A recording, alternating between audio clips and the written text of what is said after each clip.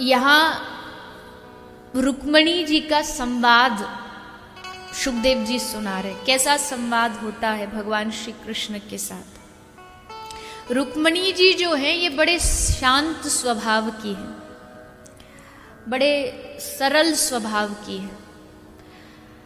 और पटरानियाँ थोड़ा थोड़ा कभी कभी भगवान से गुस्सा भी हो जाती है, क्रोध भी कर देती है, लड़ाई झगड़ा भी हो जाता है, थोड़ा थोड़ा प्रेम का झगड़ा।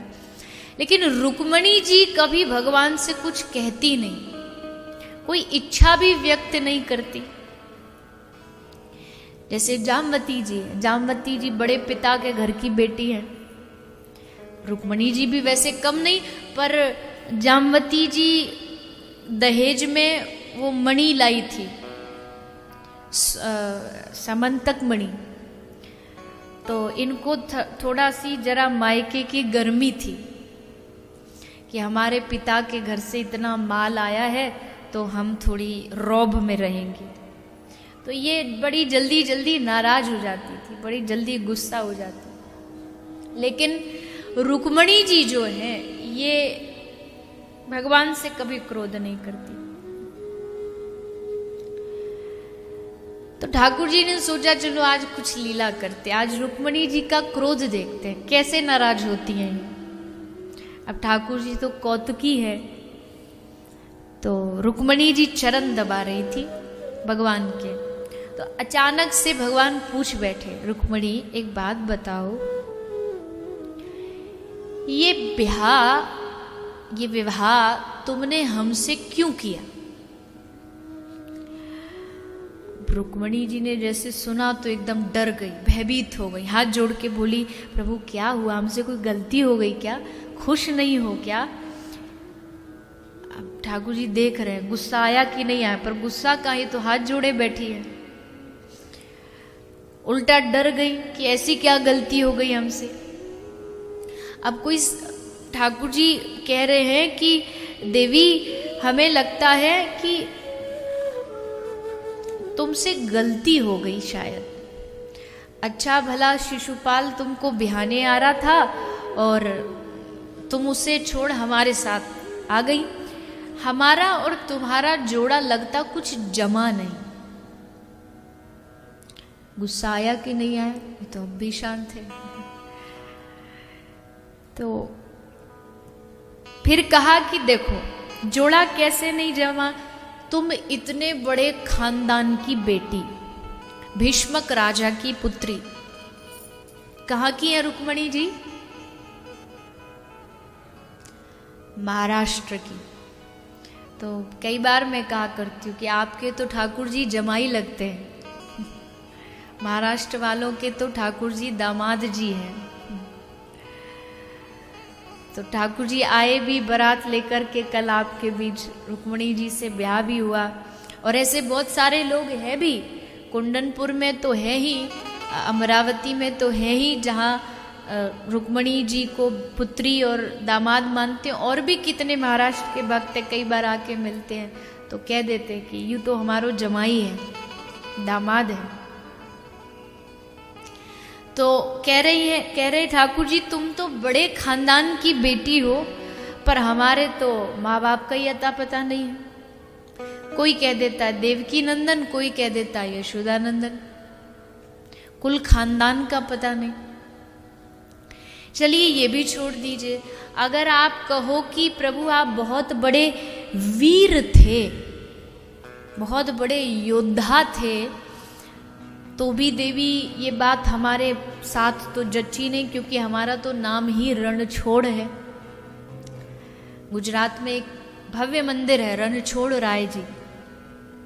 तो बोले हम तो रण छोड़ के ही भाग गए, तो योद्धा भी कोई बहुत बड़े नहीं है। समुद्र में डर के मारे घर बनाए बैठे हैं, कोई आक्रमण ना कर दे। फिर अगर आप कहो कि नहीं हमको तो नहीं, पर हमारे परिवार वालों को आप पसंद आ गए थे इसलिए ब्याह हो गया, तो ऐसा भी नहीं। आपका परिवार तो हमारे साथ ब्याह के लिए पूरा खिलाफ था, खूब युद्ध भी हुए, ऐसा भी नहीं था। और बात रही आप कहो कि प्रभु चलो आप तो जैसे, पर आपको चाहने वाले, आपको प्रेम करने वाले कोई बड़े अच्छे पढ़े लिखे धनवान राजा लोग रहते होंगे, तो ऐसा भी नहीं है। जिसको खाने पीने को नहीं मिलता सोई हमारा झांझ मजीरा लेके नाम कीर्तन करने लगता है, वही बाबा जी बन जाता है। तो ये गुण भी हमारे भीतर नहीं है।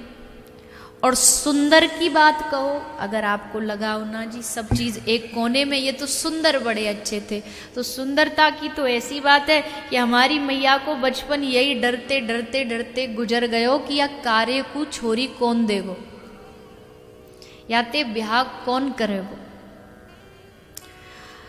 गुण की बात करें, कोई हमसे पूछे कि चलो सुंदरता भी कोने में जाने दो, खानदान भी जाने दो, क्वालिफिकेशन क्या है। अच्छा पढ़े लिखे होंगे, अच्छे डिग्री वाले होंगे, तो बोले हमारे पास तो एक ही डिग्री है, हमको ब्रज का कोई नंबर 1 बिजनेसमैन होता है, कोई नंबर 1 कोई नेता होता है, कोई प्रवक्ता होता, हम ब्रज के नंबर 1 के चोर हैं। ये है हमारी क्वालिफिकेशन, पढ़ाई लिखाई। कभी जिंदगी में हमने पाठशाला का मुख देखा नहीं, बाद में थोड़ा चले गए थे, सबने समझाया कि छोरा तेरा ब्याह होगा इसलिए कुछ पढ़ ले लिख ले, तो महर्षि संदीप ने से थोड़ा बहुत कुछ सीख लिया। शिक्षा हमको कुछ है नहीं, माखनी चुराते रहे बचपन। अब भी रुक्मणी जी शांत बैठी हैं। ठाकुर जी ने सोचा ये तो अब भी क्रोध नहीं कर रही, तो भगवान ने कहा कि कोई बात नहीं, हो जाता है, गलती किसी से भी हो सकती है, तुमसे भी हो गई, पर चिंता मत करो, अभी भी समय है, अभी भी अगर शिशुपाल को कहा जाए तो तुरंत बारात लेके आ सकता है, तैयार बैठा होगा। अब रुक्मिणी जी ने जैसे सुना, अब तक सुनती रही, लेकिन अब जब भगवान से दूर जाने की बात सुनी तो क्रोधित अब भी नहीं हुई, पर दूर होने की बात मन में आती एकदम घबरा गई और मूर्छित होकर के गिर पड़ी, बेहोश हो गई। अब जैसे देखा ये तो बेहोश हो गई। अब ठाकुर जी घबराए, पानी लाओ, पंखा कर रहे, पानी पिला रहे, जागो जागो। होश में आई, पंखा करते करते बोला, अरे देवी तुम तो बात को एकदम दिल में ही ले गई, हम तो ऐसे ही विनोद कर रहे थे, आनंद ले रहे थे, मजाक कर रहे थे। रुक्मिणी जी कहती है, नाना जय जय, तुमने जो बात कही ना बिल्कुल सही कही, आपने कोई बात गलत कही नहीं, सारी सही कही। भगवान बोले मतलब? बोले मतलब प्रभु आप कहते हैं कि आपके खानदान का पता नहीं, माता पिता का पता नहीं, तो प्रभु वेद भी जिनको नेति नेति कह के थक गए, जिनका पार नहीं पा पाए, जो जगत का पिता है, भला उसका पिता कौन हो सकता है? आप तो समस्त जगत के माँ बाप हो, आपके माता पिता कौन हो सकते? और प्रभु आपको कोई जान भी नहीं सकता, आपको कोई किसी भी हालत में जान नहीं सकता, आप इतने गुणातीत हो, गुण अवगुणों से परे हो। और प्रभु आप कहो कि हम सुंदर नहीं, तो यदि गोरे होते तो क्या करते योगेश्वर, जब काले रंग पर ही दुनिया मर जाती है। काले रंग पर जब दुनिया मर जाती है, गोरे होते तो क्या करते? आपने कहा आप चोरी करते थे, और बिल्कुल आप सचमुच चोर हो सबसे बड़े, लेकिन क्या चुराते हो?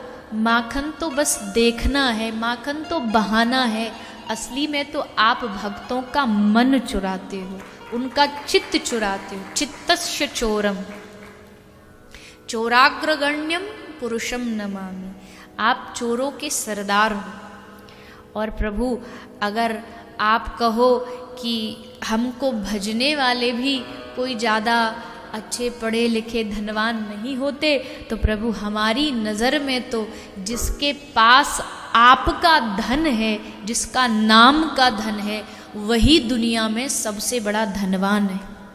बाकी सब चाहे कितने भी भरे पड़े हो धनवान, कितना भी धन पैसा भरा पड़ा हो, लेकिन अगर कृष्ण धन नहीं है तो सब धन बेकार है।